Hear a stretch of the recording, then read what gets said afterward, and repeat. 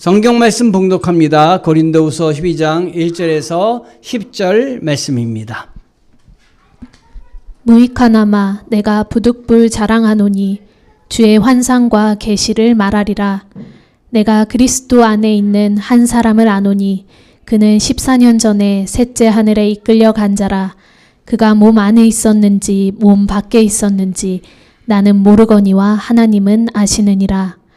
내가 이런 사람을 아노니 그가 몸 안에 있었는지 몸 밖에 있었는지 나는 모르거니와 하나님은 아시느니라. 그가 낙원으로 이끌려가서 말로 표현할 수 없는 말을 들었으니 사람이 가히 이르지 못할 말이로다. 내가 이런 사람을 위하여 자랑하겠으나 나를 위하여는 약한 것들 외에 자랑하지 아니하리라. 내가 만일 자랑하고자 하여도 어리석은 자가 되지 아니할 것은 내가 참말을 함이라. 그러나 누가 나를 보는 바와 내게 듣는 바에 지나치게 생각할까 두려워하여 그만두노라. 여러 계시를 받은 것이 지극히 크므로 너무 자만하지 않게 하시려고 내 육체의 가시 곧 사탄의 사자를 주셨으니 이는 나를 쳐서 너무 자만하지 않게 하려 하심이라. 이것이 내게서 떠나가게 하기 위하여 내가 3번 주께 간구하였더니 나에게 이르시기를 내 은혜가 내게 족하도다. 이는 내 능력이 약한 데서 온전하여짐이라 하신지라. 그러므로 도리어 크게 기뻐함으로 나의 여러 약한 것들에 대하여 자랑하리니 이는 그리스도의 능력이 내게 머물게 하려 함이라. 그러므로 내가 그리스도를 위하여 약한 것들과 능욕과 궁핍과 박해와 곤고를 기뻐하노니 이는 내가 약한 그때의 강함이라. 이는 살아계신 하나님의 말씀입니다. 아멘. 주님을 찬양합니다. 아멘. 오늘은 연약함의 선물이라는 제목으로 함께 은혜를 나눕니다. 많은 은혜 받으시기 바랍니다. 오늘은 어린이 주일입니다. 이 앞에 어린이들이 나와서 함께 예배드리고 찬양하는 모습을 보니까 얼마나 힘이 나는지요. 그리고 어린아이들이 교회에 있다는 건 참 행복한 일입니다. 우리 애니가 앞뒤를 막 다니면서 종횡무진하는 걸 보니까 옛날 생각이 나요. 누군지 모르겠지만 여기 단위에까지 올라와 가지고 제가 안고 설교하던 것이 생각이 납니다. 참 어린아이들이 있다는 것 참 행복한 일입니다. 축하해 주시고 축복해 주시기를 바랍니다. 가정은 천국입니다, 여러분. 그런데 가장 행복했던 곳이 어디냐라고 물을 때 사람들의 50%는 가정이다라고 이야기를 한답니다. 그런데 또한 가장 불행했던 것이 어디냐라고 물어볼 때 가정이었다라고 말하는 사람들도 있다고 합니다. 가정은 우리들에게 많은 것을 선물로 주고 또 우리들을 사랑하여 주며 행복을 나누어 주는 곳입니다. 오늘은 가정의 날에 무슨 말씀을 전할까 생각하다가 우리 하나님이 우리 연약함을 통해서 서로 위로해 주고 그리고 서로 복돋아 주는 그 선물을 나눠야 되겠다라는 생각을 했습니다. 여러분 오늘 말씀은 셰익스피어의 말씀으로 시작을 해보겠습니다. 제가 대학 입시를 치르는데 영어 시험 문제를 받았어요. 영어 시험 문제가 5문제가 나왔는데 한 문제라도 틀리면은 그거는 떨어지는 겁니다. 왜냐하면 당시에 많은 학생들이 지원을 했기 때문에 그 한 문제 한 문제는 소중한 거예요. 그런데 얼마나 떨고 영어 시험 문제를 받아왔겠습니까? 예상하지도 못했던 문제가 나왔어요. 셰익스피어의 철자를 써라. 이게 나왔어요. 처음부터 그 문제를 받고 나서 이걸 모르는 저 자신의 마음이 어떻겠습니까? 내가 왜 이걸 공부 안 했지? 이걸 왜 문제에 냈을까? 이 시험 출제자의 그 생각까지도 살피면서 왜 이걸 냈을까 생각해 보니까 영어 문장의 대가는 셰익스피어니까 철자라도 알고 있지 않겠는가 해서 써놨던 것 같아요. 이걸 맞춘 사람은 무조건 합격이다 이렇게 생각을 했는데 생각이 나야죠. 그래서 SPIRE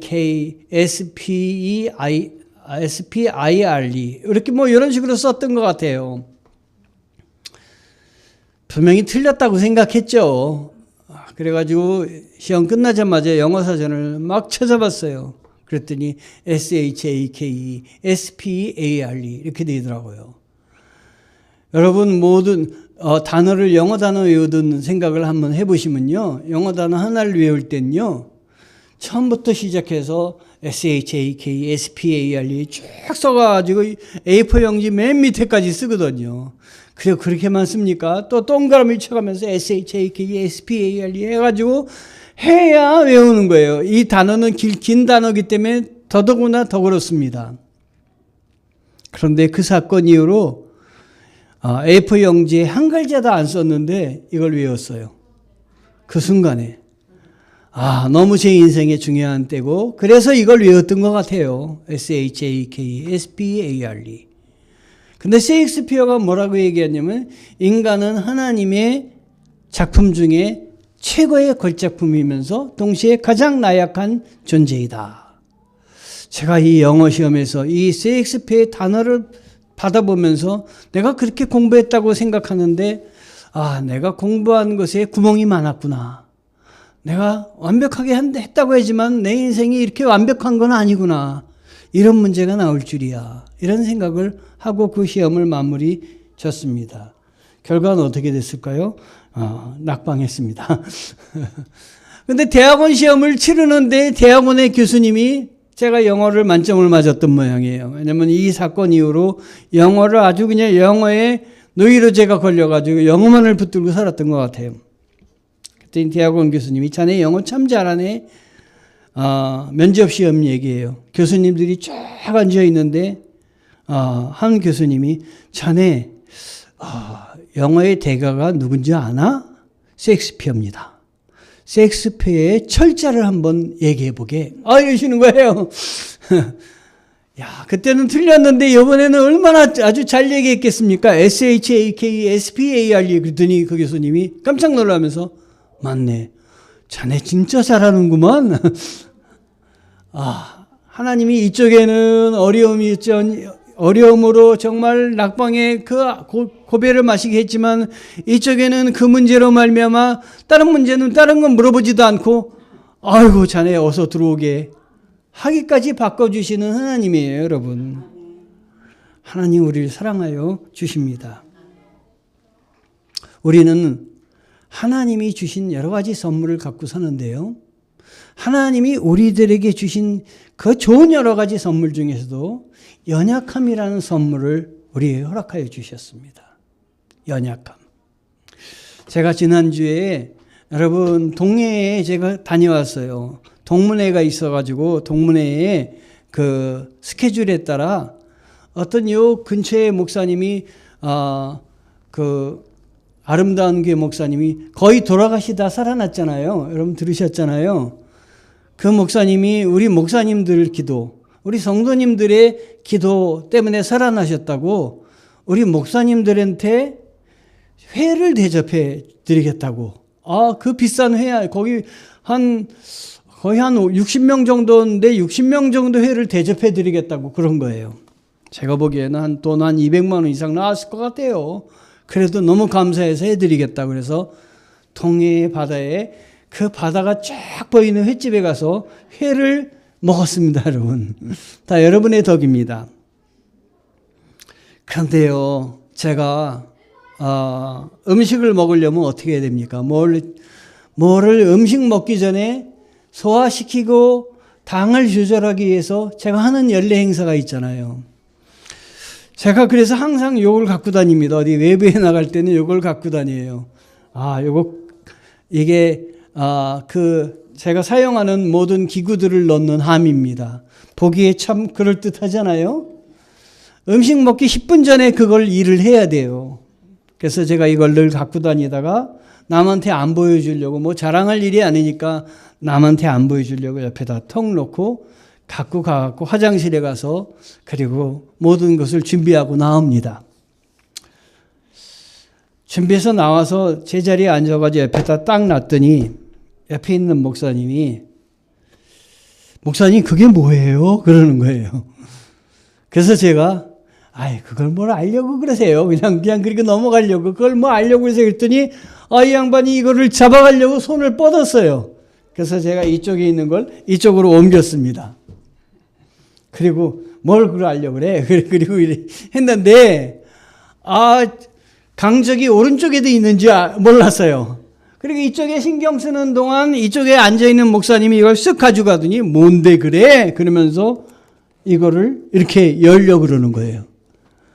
이건 저한테는 부끄러운 일이잖아요. 사실 어디다 얘기하고 싶지 않은 저의 연약함이잖아요. 이런 건 좀 가려줬으면 좋잖아요. 근데 이분은 그런 걸 모르잖아요. 그랬더니 열지 마 그랬더니 후배 목사님이 열지 마 그랬더니 선배가 열지 마 그러면 열지 말아야 되잖아요. 뭔데 그래요? 그랬더니 이걸 여는 거예요. 열어가지고 뒤집어가지고 여기 있는 걸 하나하나 꺼내면서 그 많은 사람들이 보는데 그걸 이렇게 여는 거예요. 제 마음이 어떻겠어요? 그 순간 화도 나고 뭐 저런 사람이 다 있나 생각도 되고 좀 마음이 굉장히 아팠어요. 그러다가 불쾌한 감정을 갖고 이제 혼자 있을 때 하나님이 저에게 그런 마음을 주셨어요. 안 목사야, 너 불쾌하니? 나는 십자가 졌을 때 참 힘들었단다. 너의 연약함이 오히려 내가 너에게 임한 통로야. 너 오히려 그거를 부끄럽게 여기지 마. 이런 마음을 주셨어요. 그래서 하나님이 저를 위로해 주시는 거예요, 여러분. 예? 하나님에게 위로를 받았다니까요, 제가. 그러니까 그 목사님이 이렇게 열었던 모든 것들 때문에 화가 났었는데 그걸 다 잊어버렸어요. 그래서 그 목사님을 다시 또 만나서 아무렇지 않게 대화할 수 있었던 것이에요. 여러분, 하나님이 우리들에게 연약함을 주셨습니다. 그거는 저에게도 연약함이지만 여러분에겐 저와 다른 또 다른 연약함이 있을 줄 압니다. 바울은 그래서 그 연약함을 이끌어서 나를 겸손하게 하시고자 내 육체에 가시를 주셨다. 그 연약함을 가시라고 표현을 했습니다, 여러분. 우리 다 같이 읽어볼까요? 여러 계시를 받은 것이 지극히 크므로 너무 자만하지 않게 하시려고 내 육체에 가시 곧 사단의 사자를 주셨으니 이는 나를 쳐서 너무 자만하지 않게 하려 하심이라. 아멘. 저도 이게 가시인 것 같아요. 가시인 것 같아요. 근데 아름다운 가시에 들고 다닐 때는 여러분 이 안에 무엇이 있는지 궁금히 여기지 마시기 바랍니다. 저에게 가시는 이런 육체적인 어려움, 고통들 이런 것인데요. 이걸 통해서 제가 하나님을 더 잘 섬기게 하나님이 저를 이끌어 주셨습니다. 저를 자만하지 않게 해주셨어요. 저는 어떤 사람이었냐면요.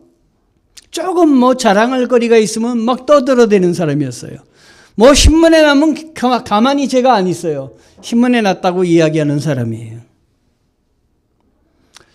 그런데 하나님이 그런 저를 쳐서 겸손하게 낮추시고 계세요.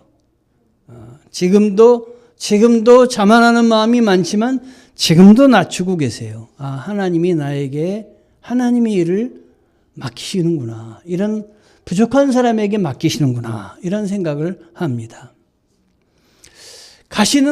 바울이 가시라고 겸손하게 하기 위해서 가시를 주셨다고 하는 가시는 무엇일까요? 학자들에 의하면 안질이나 언어장애, 말을 더듬는다든가 간질이나 같은 신체적인 질병이었다고 이야기를 하고, 어떤 학자는 제가 여긴 쓰진 않았지만 어떤 학자는 곱추병에 걸려가지고 그가 허리가 굽었다라고 말하는 학자들도 있습니다. 또 어떤 학자들은 사람들의 끊임없는 적대와 그리고 오해에서 오는 고통이다. 이게 가시다. 그리고 신랄하게 몰아붙이는 성향이나 맹렬한 분노 등의 영적인 시험들이 복음을 전할 때 오는데 이게 그에게 가시였다. 라고 이 바울이 겪고 있는 어려움을 이렇게 이야기를 했습니다. 가시는 또한 고대 문헌에서는 전쟁 중에 적군의 속도를 늦추기 위해서 땅에다 박아 놓은 말뚝이라는 뜻이 가시라는 뜻입니다, 여러분. 우리나라 군부대 전방에 가면은 북한의 탱크를 저지하기 위해서 길 옆에다가 그 콘크리트 장벽을 세우는 곳이 있는데요. 그게 떨어지면은 속도를 낼 수가 없겠죠. 그러니까 이 말뚝과 같은 거다. 바울에게 있어서 그 인생에 말뚝이 박혔다고 생각을 해보세요. 그러면 그것 때문에 삶 전체가 간섭되고 삶 전체가 앞으로 나가는 것을 막게 되었다라고 이 가시를 표현하는데요. 고린도서 12장 8절 9절에 보면 이렇게 나와 있습니다. 우리 한번 다 같이 읽어볼까요? 이것이 내게서 떠나가게 하기 위하여 내가 3번 주께 간구하였더니 나에게 이르시기를 내 은혜가 내게 족하도다. 이는 내 능력이 약한 데서 온전하여 짐이라 하신지라. 그러므로 도리어 크게 기쁨으로 나의 여러 약한 것들에 대해서 자랑하리니 이는 그리스도의 능력이 내게 머물게 하려 함이라. 아멘. 내 능력이 약한 데서 오히려 하나님의 은혜가 내게 임하게 되니 나는 온전하게 된다라는 말씀입니다. 바울은 연약함을 통감을 했습니다. 그리고 그는 느꼈어요. 하나님이 가시로 하나님을 의지할 수밖에 없게 몰아가셨다. 여러분, 어렸을 때 토끼몰이를 해봤습니다. 그러면 친구들이 쫙 모여가지고 산에서 토끼를 몹니다. 토끼가 위로 올라갈 때는 잘 올라가요. 잘 도망갑니다. 밑으로 내려갈 때는 토끼 앞다리가 깁니다. 그래서 토끼가 잘 도망 못 갑니다. 그래서 어느 한쪽을 놓고 이렇게 어망을 싸듯이 몰면은 토끼가 막다른 골목에 이렇게 들어가게 됩니다. 그럼 거기서 토끼를 딱 잡는 거예요. 마찬가지로 하나님께서 우리를 믿음의 길로 들어가게 하기 위해서 모시는 것 같은 느낌을 바울이 갖게 된 것입니다. 하나님이 우리를 막다른 골목으로 모셔서 기도하는 사람으로 만드신다. 어려움의 그 궁지로 모르셔서 내가 정말 연약한 사람이라는 걸 깨닫게 하신다. 그래서 하나님을 인정하게 하고 하나님을 만나게 하시는 하나님이십니다. 저는 저의 인생에 하나님이 여러 계기를 만드셔서 저를 하나님의 사람으로 이렇게 몰아가셨다고 생각을 합니다. 다리도 다쳤고 하나님이 열심히 물론 섬기다고 하지만 제 자아가 아직도 있으니까 또 치셔가지고 저를 하나님 사람으로 만드시고 또 이번에는 이런 일들을 통해서 우리 하나님이 나를 하나님의 사람으로 온전히 서도록 이렇게 이끄시는 것 같다라는 생각이 듭니다. 그렇지만 아직도 부족하고 아직도 제 자아가 살아있어서 하나님 앞에 온전히 성숙한 모습으로 서지 못할 때가 많이 있음을 고백을 해요. 바울은 하나님께서 연약한 나를 쓰셔서 21개 교회를 개척하여 세우며 또 나를 그곳에서 간증하고 설계했다고 이야기를 합니다. 여러분, 교회 한 개 개척한 것도 얼마나 자랑스러운 일인지 몰라요. 그래서 목사님들 모이면 뭘 제일 이야기하냐면 난 교회를 몇 번 개척했어. 이런 걸 이야기를 해요. 목사님 교회 개척했어요? 지금 교회 개척한 교회예요? 그러면 교회 개척한 교회라고. 그러면 그때 가만히 계시는 목사님은 어떤 목사님은 교회 개척 한 번도 안 하신 목사님들은 교회 개척 얘기를 안 해요. 남자들 모이면 군대 얘기하는데 군대 안 갔다 온 사람은 군대 얘기할 때 가만히 있습니다. 왜냐면 얘기할 게 없잖아요. 그런데 바울은 말이에요. 교회 개척을 21번이나 했다고 하니 이게 얼마나 놀라운 일이에요. 이게 사람의 힘으로 가능하겠어요? 한 번도 힘든데. 바울은 그러나 하나님이 다 하셨습니다. 내가 한 게 아닙니다. 난 연약합니다. 나는 할 수가 없습니다. 그러나 하나님이 연약한 나를 붙들어 쓰셔서 21개나 개척하게 하셨고 오늘날 이 21개가 굳건히 서고 있고 그리고 오늘날 우리도 성지순례 하면서 그 바울이 세운 교회를 돌아보지 않습니까? 하나님 나라는 주님의 권능과 힘에 달려있는 것입니다. 여러분, 나의 능력과 재주가 중요한 것이 아닙니다, 여러분. 그러므로 교회에서는 나를 나타내면 안 되는 것이에요. 주님을 나타내야 돼. 주님을 높여야 되는 거예요, 여러분. 서로 우리는 부족한 우리를 서로 감싸 안아야 되는 게 교회인 것입니다, 여러분. 왜? 내가 연약함이기 때문에 상대방도 연약하다는 걸 우리는 알아야 되는 것입니다. 서로 연약한 사람들끼리 사랑하고 서로 북돋아주고 그래야 되는 것이 교회입니다, 여러분. 그래서 바울은 나의 여러 연약한 것들에 대하여 자랑하리니 이는 그리스도의 능력이 내게 머물게 하려 함이라 말씀을 했습니다. 왜 자랑합니까? 연약함을 통해서 그리스도의 능력을 덧입기 위해서 애씁니다. 오늘은 그래서 충만공식에 기도와 이런 걸 집어넣기보다 연약함을 한번 넣어보자고 생각을 해봤습니다. 연약함을 구하고 내가 연약함을 찾고 연약함을 통해서 두드리면 하나님께서 연약함을 통해서 역사하여 주시고 찾아주시고 열려주시는 하나님이십니다. 그런데 연약함을 정말 드러내지 않고 나의 강함과 자랑만을 드러내면 어떤 일이 우리에게 다가오느냐? 구하지 않고 안 찾고 안 두드리고 연약함을 구하지 않고 연약함도 찾지 않고 나의 강함과 나의 단단함과 나의 높음과 이런 것만을 이야기하면 영적으로는 결핍되고 상실되고 닫혀지는 것입니다, 여러분. 충만공시, 결핍공시 이것도 이렇게 대입을 할 수 있습니다. 바울은 연약함을 덧입은 사람이에요. 처음에 얼마나 강했어요. 강해서 자기의 단단함으로 예수 믿는 사람을 잡아서 가두려고 그리고 죽이려고 그리고 스데반 집사를 돌로 쳐서 죽이는 일에 제일 앞장선 사람이 이 바울이 아닙니까? 그런데 이 바울이 예수 믿은 다음에 하나님의 그 사도가 된 다음에 변하는 모습을 보면요. AD 49년에요. 유력한 자들에게 사사로이 한 것은 갈라디아서 2장 6절을 보면요. 이런 말들을 하고 있어요. 그럼 뭘 말하냐면 다윗이 사도가 된 다음에 나도 하나님의 사도가 됐어.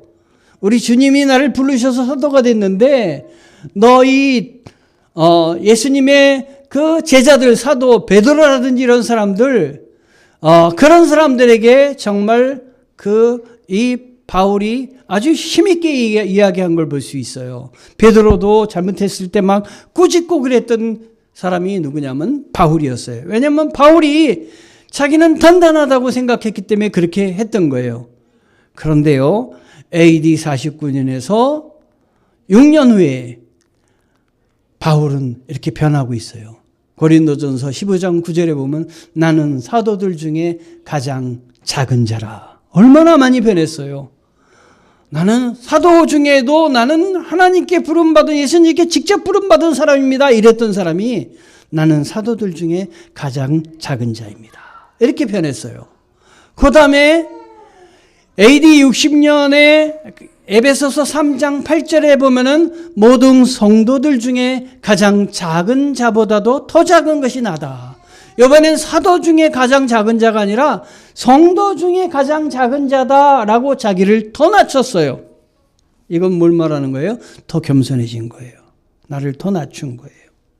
그만큼 하나님의 은혜를 더 많이 받았다고 말할 수 있겠지요. 그리고 돌아가시기 2년 전에는 디모데전서 1장 15절에 나는 죄인 중에 내가 괴순이라 이렇게 고백을 했습니다.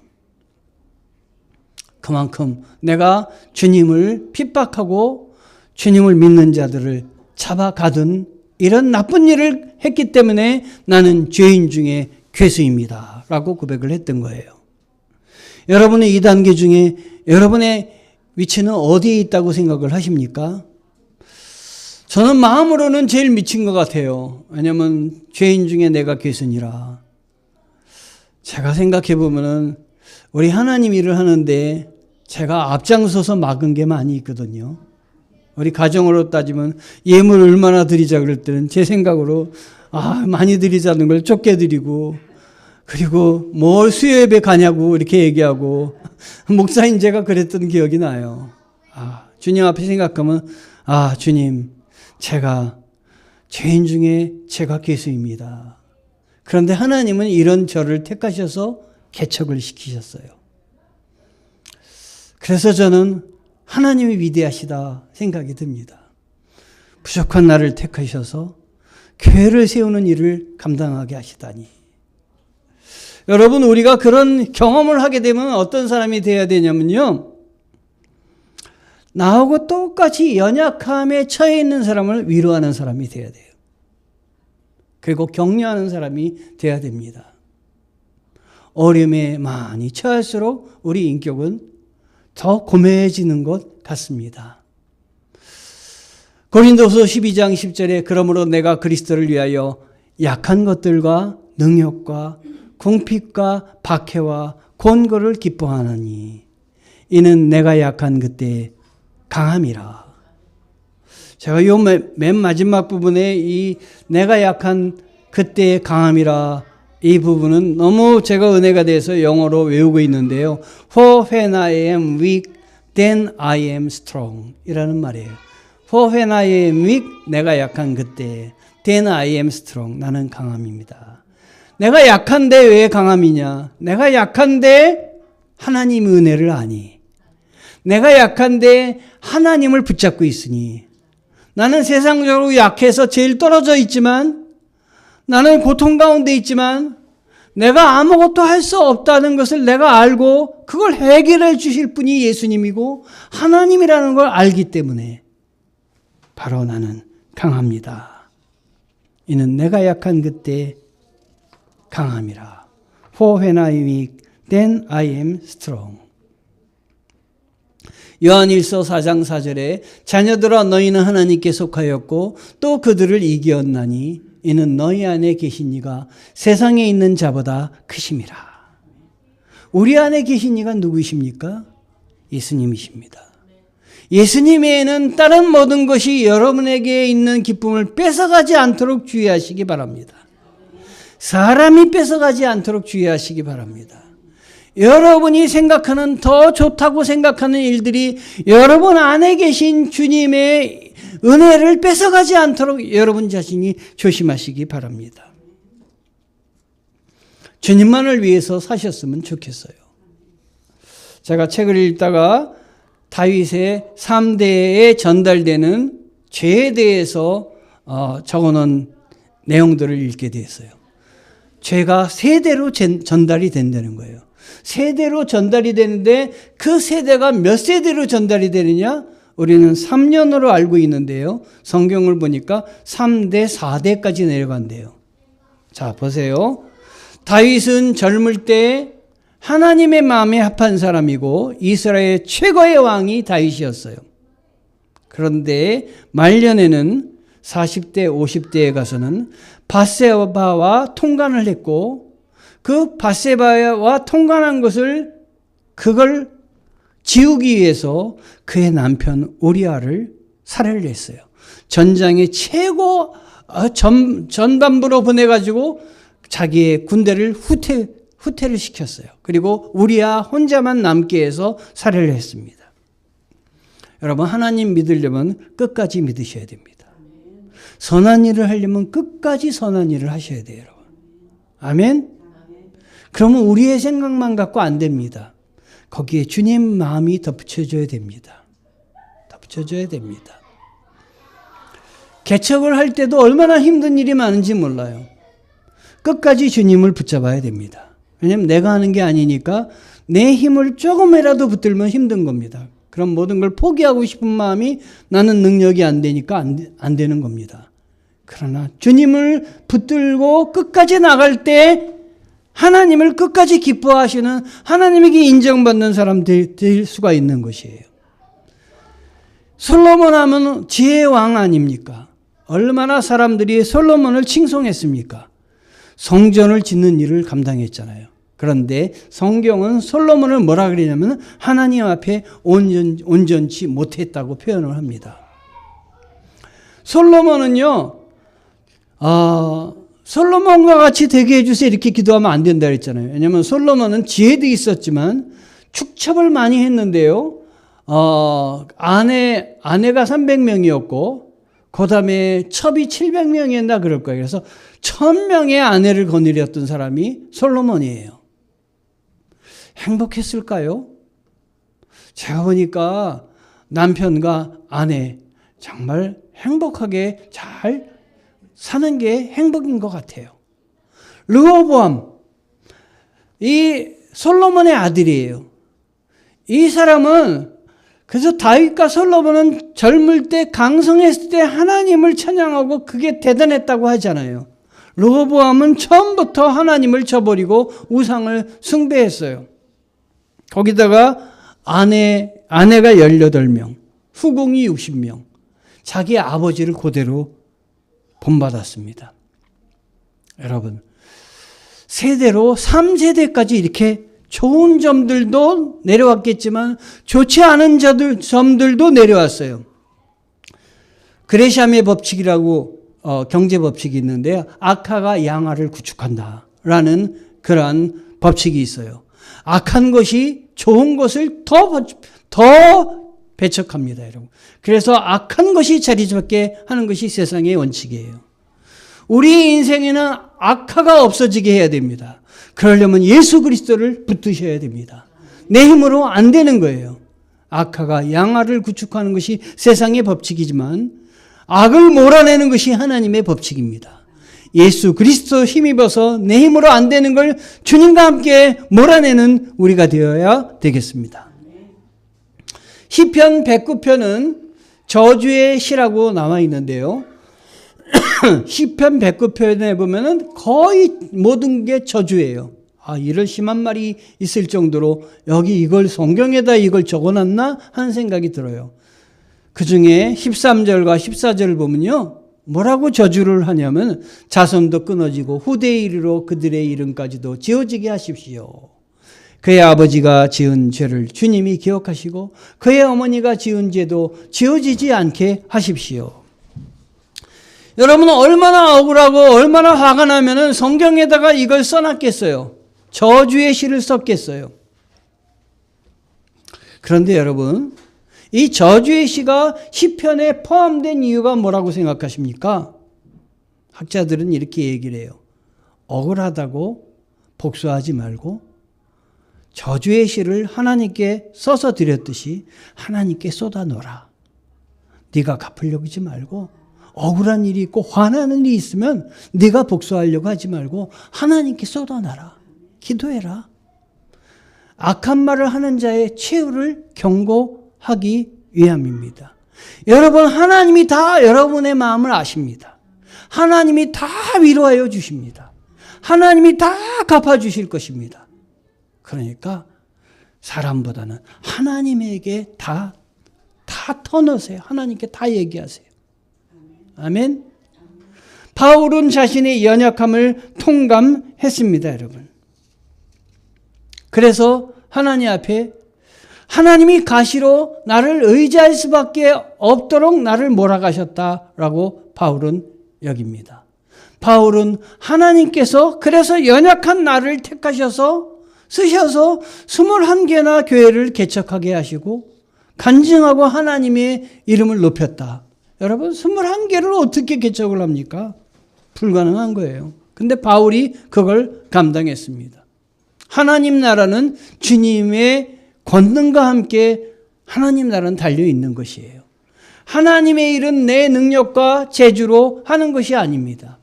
하나님의 나라는 하나님의 은혜로 감당하는 것이에요, 여러분. 믿음으로 감당하는 것입니다. 그러므로 내가 어떤 부분이 연약한지 받아들일 필요가 주님 앞에 있습니다. 고린도후서 12장 9절에 나의 여러 약한 것들에 대하여 자랑하리니 이는 그리스도의 능력이 내게 머물게 하려 함이라. 옛날에는요, 제가 이런 키트통을 들고 다니는 것에 대해서 많이 부끄러웠어요. 그래서 어떻게든지 남이 안 보는 데서 하려고 그랬어요. 아직도 이걸 갖고 막 떠들어대고 화도 나고 그러지만 한편으로 생각할 때 하나님이 나의 연약함 때문에 내가 연약하지 않고 건강하였다면 내가 오늘 이 자리에 서 있을까? 내가 하나님의 말씀을 전하는 자리에 서서 목사가 됐을까? 저의 성향을 볼 때는 절대로 여기 있지 않았을 거라는 생각이 들어요. 아마 연예계로 진출하지 않았을까? 성공은 못했지만 거기가 있지 않을까 하는 생각이 들어요. 왜 하나님이 그렇게 하셨을까? 그리스도의 능력이 안일창 목사 위에 머물게 하려 하시려고. 내가 주님 붙들고 주님이 기뻐하신 일들을 감당하게 하시려고 하나님이 나를 이쪽으로 모르셨어요. 그리고 이 모르신 거에 저는 하나님 앞에 결단을 하고 나섰어요. 결단을 하고 나설 때 하나님 책임져 주십니다. 사람 바라보지 마시고 사람에게 위로받으려고 하지 마시고 하나님을 바라보시고 하나님께 위로받으시고 나를 택하신 분이 하나님이신데 내가 누구에게 위로받으려고 하겠습니까? 우리 삶을 향한 하나님의 뜻. 제가 요즘 아침에 보내고 있는 말씀이 있잖아요. 그 말씀에 세상은 연약함이나 실패를 막다른 골목처럼 취급한다. 그래서 나에 있는 연약함을 가지고 막 드러내고 그리고 그걸 야단치고 그걸 가지고 나를 막 휘어잡고 그러려고 하잖아요. 또는 너는 끝장났어라고 말합니다. 하지만 하나님께서는 이런 나이, 인종, 사회적 지위에 상관없이 누구나 겪는 일이란다. 너를 위해 특별히 마련한 선물이란다. 주님 말씀하셔요. 너 많이 외로웠지? 너 많이 힘들었지? 내가 그거 다 알고 있어. 너 그렇게 힘들고 외로웠던 거 지금 힘들고 외로운 사람을 돌보라고 너에게 그 외로움을 주신 거야. 끝까지 여러분이 성장하시기 바라요. 내 힘과 능력이 아니라 연약함과 상함에 힘입어 삶을 이끌어 나갈 수 있는 거야 라고 말씀하신다. 알아야 할 것은 하나님께서 연약함과 상함을 완전히 고쳐주시기를 원하신다는 사실뿐이다. 그런데도 연약함을 우리의 삶을 향하신 하나님의 계획이고 뜻이라고 생각하는 이들은 거의 없다라고 이야기를 합니다. 요즘 읽어드리는 책 정서적으로 건강한 교회에 나와 있는 글입니다. 제가 오늘 아침에 보내드린 말씀을 읽으면서 굉장히 은혜를 많이 받았어요. 자기 재능을 의지하지 않는 사람들이라는 제목의 글입니다. 모세는 말을 더듬었다. 다윗의 투구와 갑옷은 몸에 맞지 않았다. 요한 마가는 바울을 저버리고 떠났었다. 디모데에겐 지병이 있었다. 호세아의 아내는 음란한 여인이었다. 아모스가 배운 곳이라곤 농사일 뿐이었다. 야곱은 거짓말쟁이였다. 다윗은 간통, 살인, 권력을 남용했다. 나아미는 과부였다. 바울은 크리스천을 핍박하던 사람이었다. 모세는 살인자였다. 요나는 하나님의 뜻을 피해 달아났다. 기드온과 도마는 모두 의심이 많았다. 에레미야는 우울증에 시달리고 목숨을 버리고 싶어 했다. 엘리야는 고갈 상태에 빠졌다. 세례 요한은 하지도 않아도 좋은 말을 했었다. 마르다는 자질구레한 일에 걱정이 많았다. 노아는 술에 취했다. 솔로몬은 지나치게 부자였고 예수님은 너무 가난했다. 베드로는 죽음을 두려워했으며 나사로는 실제로 죽었었다. 모세는 성질이 불같았다. 성경 속에 수많은 영웅들이 그랬다. 하나님께서는 이처럼 깨진 질그릇들을 사용하셨다. 심히 큰 능력은 하나님께 있고 우리에게 있지 아니함을 알게 하려 함이라. 고린도후서 4장 7절 말씀. 저는 이 내용을 쭉 읽다가 혼자서 이 부분을 읽다가는 웃음이 났어요. 세례 요한은 하지 않아도 좋을 말을 했었다. 정말 하지 않아도 좋을 말을 해서 목숨까지 뺏기지 않았습니까? 그런데 이 세례 요한은 하지 않을 말을 하지 않을 수 없었어요. 왜냐하면 주님이 원하시지 않는 일들을 행하는 사람한테 내가 자기가 입을 꼭 닫고 있으면은 뭐가 정의인지 알지 못하는 거 아니에요. 자기 목숨을 내서라도 그 일을 하면서 목숨과 바꿨어요. 얼마나 시대적으로 하나님의 은혜를, 하나님이 자기를 택하셨음을 감당하는 사람이었는지, 저는 하지 않아도 될 말을 한 세례 요한이 얼마나 용기 있는 사람인지, 얼마나 말씀대로 살려고 하는 사람이었는지 묵상하며 이걸 조금이라도 본받아야 되는데 하는 생각을 했습니다. 올해 나의 연약함은 하나님의 선물이다. 올해 마지막까지 이런 말씀을 간직하셨으면 좋겠어요. 내가 연약함은 그것은 하나님이 하나님을 덧입게 하기 위한 선물이다. 저는 그래서 이제 이건 마음껏 그냥 붙잡고 다니려고 그래요. 여기저기 붙잡고 다니면서 아예 그냥 뭐냐고 물어볼 때 열지는 않지만 그래도 부끄럽게 여기지 않으려고 그래요. 하나님이 나에게 주신 선물, 약함이라는 선물을 주셔서 내가 하나님을 이것 때문에 더 섬기게 해주셨으니 얼마나 감사하고 나에게 행복을 주는 것인지 알 수가 없습니다. 우리는 이 보배를 질그릇에 가지고 있는데 이는 능력이 지극히 큰 것이 하나님께 있고 우리에게서 난 것이 아니라는 것을 보여주려는 것입니다. 우리 깨어지기 쉬운 질그릇이지만 보배이신 예수 그리스도를 우리 몸에 모셨기 때문에 더 이상 깨어지기 쉬운 질그릇이 아니라 보배를 품은 정말 거룩한 몸이 되었습니다. 여러분, 보배입니다. 올해의 표어입니다. 구하라, 찾으라, 두드리라. 말씀을 통해서 하나님의 뜻을 구하자. 기도를 통해서 삶의 기쁨과 감사를 찾자. 나눔을 통해서 이웃의 문을 두드리자. 이 표어를 생각하시면서 올해 하나님이 기뻐하신 일 감당하시기 바랍니다. 마지막 여러분들에게 삶에 적용할 3가지를 말씀드립니다. 이번 주일엔 꼭 이렇게 적용해 보세요. 첫 번째, 구하자. 나의 연약함이 쓰임받도록 하나님께 구하자. 연약함으로 하나님께 쓰임받도록. 찾자. 나의 어느 부분이 연약한지 찾아보자. 겸손히 찾아보자. 셋째, 내 앞에 놓인 문제를 붙들고 나도 노력하며 해결의 문이 열려지기를 기도하며 두드리자. 구하자, 찾자, 두드리자. 그래서 여러분의 삶에 주님이 동행하시고 여러분의 삶을 이끄시는 주님 앞에 더욱더 겸손히 그리고 끝까지 하나님을 찬양하는 우리 성도 되기를 축원합니다. 기도하시겠습니다. 하나님 은혜 감사합니다. 저희들에게 연약함의 선물을 주셨는데 이 가정의 하나님 계절에 하나님 우리의 강함을, 나의 잘남을, 나의 뛰어남을 하나님 이야기하는 것이 아니라 내 겸손함을, 그래서 겸손해서 주님을 덧입게 됐음을, 주님을 모시게 됐음을, 내가 주님의 사람이 됐음을 자랑하게 도와주시고 오히려 주님을 높이는 저희들 되게 함께하여 주옵소서. 이를 위해서 애쓰는 우리 성도들을 위로하시고 또 어려운 일이 있을 때도 격려하여 주시고 잘 감당하게 하시고 주님을 위해서 일하는 우리 성도들 되게 도와주옵소서. 우리 주 예수 그리스도의 이름으로 감사드리며 기도합니다. 아멘.